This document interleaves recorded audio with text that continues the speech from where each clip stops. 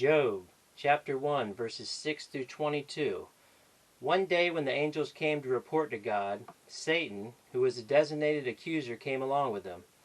God singled out Satan and said, "What have you been up to?" Satan answered God, "Going here and there, checking things out on earth." God said to Satan, "Have you noticed my friend Job? There's no one quite like him, honest and true to his word, totally devoted to God and hating evil."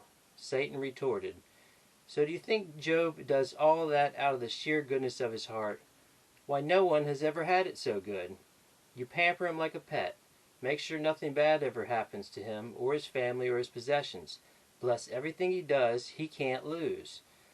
But what do you think would happen if we reached down and took away everything that he has? He'd curse you right to your face, that's what." God replied, "We'll see. Go ahead. Do what you want with all that he has. Just don't hurt him." And Satan left the presence of God.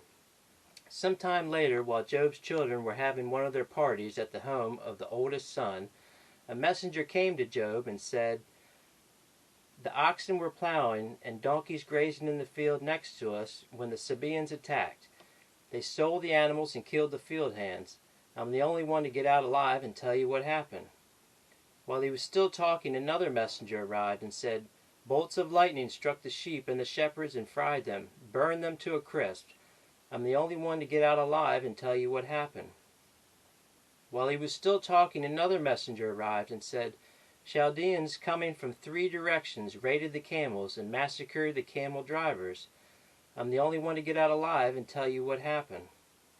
While he was still talking, another messenger arrived and said, "Your children were having a party at the home of the oldest brother when a tornado swept in off the desert and struck the house. It collapsed on the young people and they died. I'm the only one to get out alive and tell you what happened." Job got to his feet, ripped his robe, shaved his head, then fell to the ground and worshipped. "Naked I came from my mother's womb. Naked I'll return to the womb of the earth." God gives, God takes. God's name be forever blessed. Not once through all this did Job sin. Not once did he blame God.